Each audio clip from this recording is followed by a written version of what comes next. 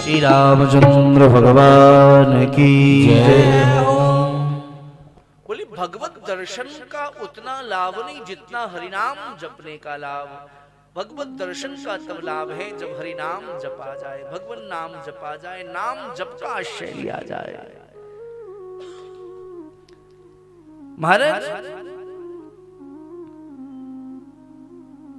दर्शन तो शूर्पणखा को भी हुआ, रावण कुंभकर्ण मेघनाथ को भी हुआ, दर्शन तो मंथरा को भी नित्य होते थे। लेकिन सबका जीवन कैसा रहा? जीवन भजन से बदलता है, भगवत भजन से, साधना से, स्वाध्याय से जीवन बदलता है। इसलिए जिस भी महापुरुष के पास जाएंगे वह कहेंगे भैया नाम का जप करो, भगवान नाम का आश्रय लो। कलयुग केवल नाम आधारा, जीवन में भजन नहीं। इसलिए भगवत दर्शन करने के बाद भी अनुभूति नहीं होती है। जीवन में भजन था तो नामदेव जी को कुत्ते में भी भगवत दर्शन हो गए।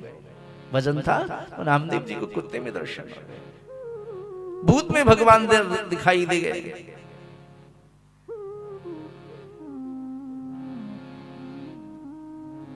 महाराज इसलिए भजन आवश्यक है।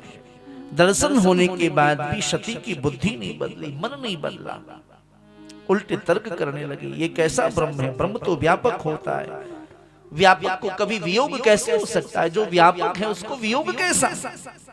अगर ये ब्रह्म है तो इनको नहीं मालूम कि इनकी पत्नी का कौन हरण करके ले गया? भाई ब्रह्म तो अंतर्यामी है, और यदि अंतर्यामी है तो रुदन क्यों कर रहे हैं? साधारण कामी पुरुष की तरह रुदन करते घूम रहे हैं।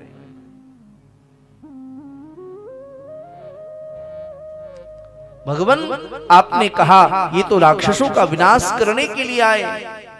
भृकुट विलास सृष्टि लय होई, जिनकी इच्छा मात्र से सृष्टि में लय और प्रलय हो जाता है, वो मानवीय शरीर धारण कर उनको करने की क्या आवश्यकता है?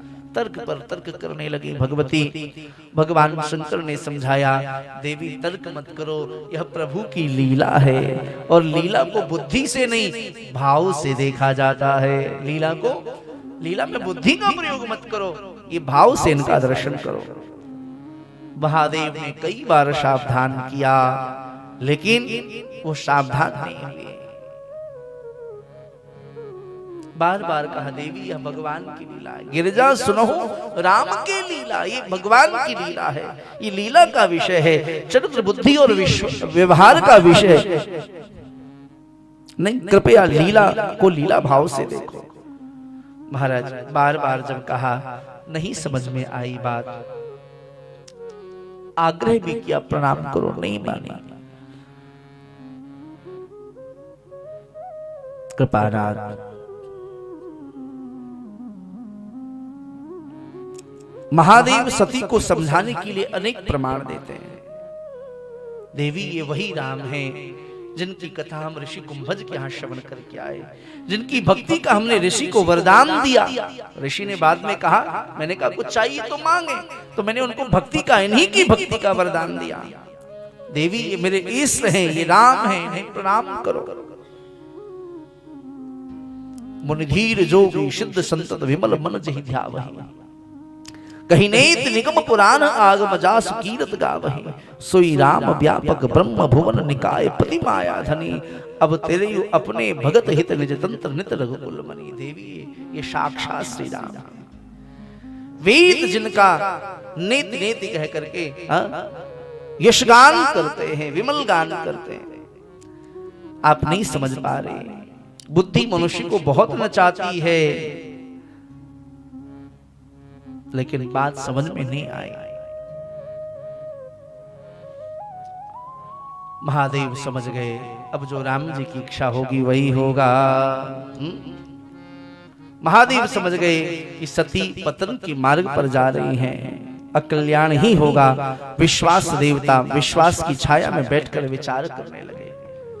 श्रद्धा जब विश्वास से पृथक होती है तो भटक जाती है। महादेव बोल उठे, होई है सोई जो राम रचिगा।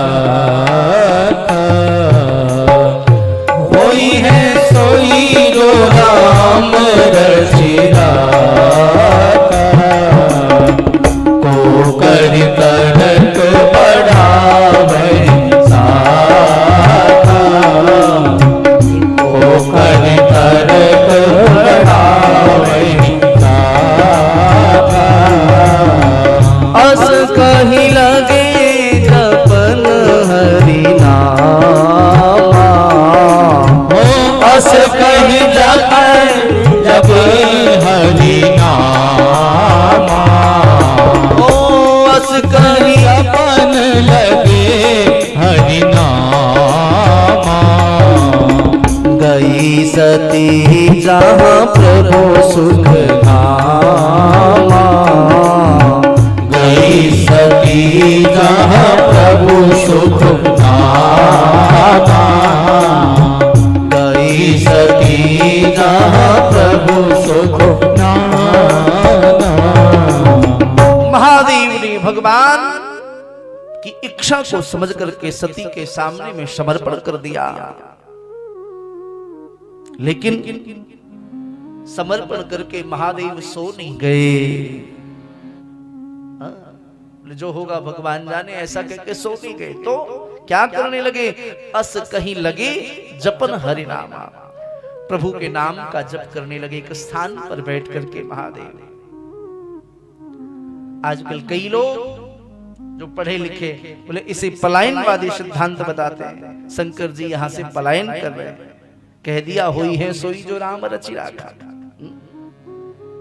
यह पलायन नहीं, पूर्ण पुरुषार्थवादी सिद्धांत है। जो भी निर्णय आएगा वह प्रभु का प्रसाद होगा। मानस में दो सिद्धांत बड़े विरोधाभासी कई बार दिखाई देते हैं। दो सिद्धांत विरोधाभासी दिखाई देते हैं।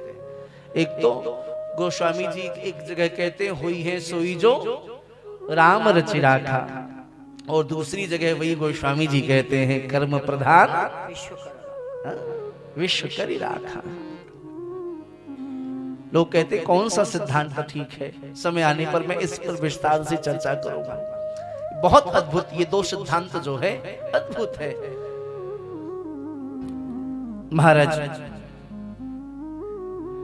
भगवान बैठ करके भजन करने लगे, नाम जप करने लगे। उधर भगवती सती जो है विचार करने लगे कि नहीं, देखना चाहिए वास्तव में राम ही बार बार महादेव कह रहे तो कोई तो कारण होगा। महाराज सती पहुंच गई, भगवती जानकी का वेश बना लिया। अपराध हो गया, जानकी का वेश बना करके परीक्षा करने के लिए चल पड़ी हैं। सती ने अपना वेश बदल लिया। जिस भूमि पर यह घटना घटित हो रही है, यह भूमि है महाराज दंडकारण्य की। बड़ी विचित्र भूमि है। अंतःकरण चतुष्टय में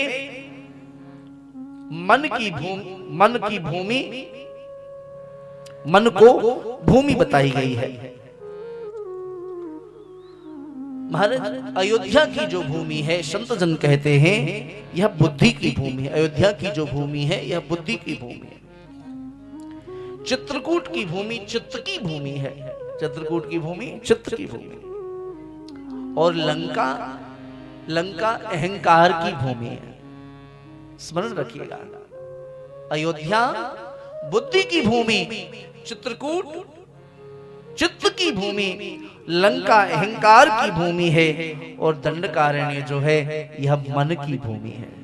दंडकारण्य मन की भूमि है। कृपानाथ।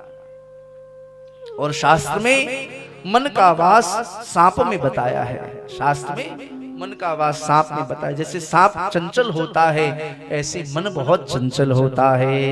चंचल मन अपना रूप क्षण क्षण बदलता रहता है। क्षणे रुष्टा क्षणे तुष्टा, रुष्टा तुष्टा क्षणे क्षणे। यहाँ सबने अपना रूप बदला। इस दंडकारण्य की भूमि में आकर के जो भी आया सबने अपना रूप बदला है।